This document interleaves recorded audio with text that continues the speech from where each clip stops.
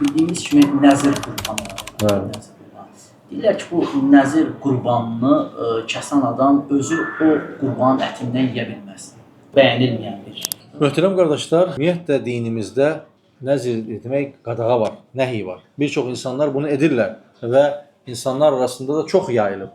Ümumiyyətlə nəzir qurbanı Allah Resulü sallallahu aleyhi və səlləm buyurur ki, o heç bir qədəri dəyişmir. Sadəcə paxılın etdiyi bir əməldir. Ona görə nəzir qurbanı nədir? Ona qısa açıqlama verim. Bəzən görürsən insanlarda çaşqınlıq yaranır. Bəzən deyir ki, xəstəm sağalsa qurban kəsəcəm və yaxud oğlum əskərdən gəlsə qurban kəsəcəm. Filan işim düzəlsə qurban kəsəcəm. Bu cür əməllər nəzir sayılır. Onu yerinə gətirməyimiz artıq vacib. Başlanğıc olaraq demək olmaz. Ona görə insan heç zaman bunu etməməlidir. Ancaq ikinci bir məsələ, əgər nəzir etmiş isə bilmədən, ona görə bu nəziri başlanğıc olaraq belə niyyətlənmək Allah Resulü sallallahu aleyhi və səlləm qadağan edib. Bu bir növ Allah subhanahu və teala'ya şərt bağlamaq kimidir. Və bunu etmişiksə, dilimizdən çıxıbsa, başlanğıc olaraq etmək olmaz. Ancaq etmişiksə, yerinə gətirmək vacibdir. Necə ki, Rabbimiz buyurur ki, yufune bin nəzri və yaxafune yevmən kənə şərruhu mustatira. O kəslər ki,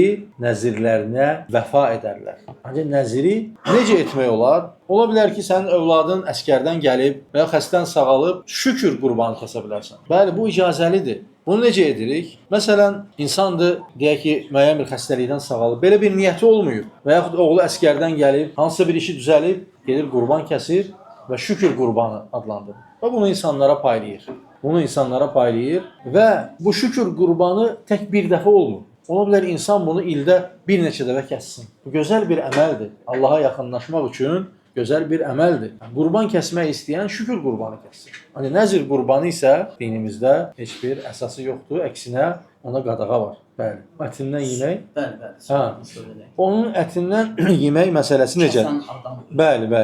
Kəsən adam onun ətindən yemək məsələsi belədir. Nəzirdə niyyət var. Əgər o niyyət edibsə ki, mən onun hamısını paylayacağam, ondan yeyə bilməz. Hani nəzir edibsə, kəsəcəm, özüm də, əhl-i beytim də və qohumlarım da, qonşularım da hamımız bundan yeyəcəyik deyə belə bir nəzir edib. Çünki nəzir niyyətlə bağlıdır. Allah Resulü sallallahu aleyhi və səlləm buyurur ki, İnnəməl ə'məlu bin niyyət. Əməllər niyyətlərə görədir. Nəzir edərkən niyyəti necə tutubsa, o şəkildə də onu yerinə gətirməsi vacibdir. Ancaq qaldı ki, deyib ki, yalnız kasıblara verəcəm, yəni özünü yeməməyi nəzərdə tutubsa, ondan yeyə bilməz. Ona görə niyyətə qayıdır. Bəli.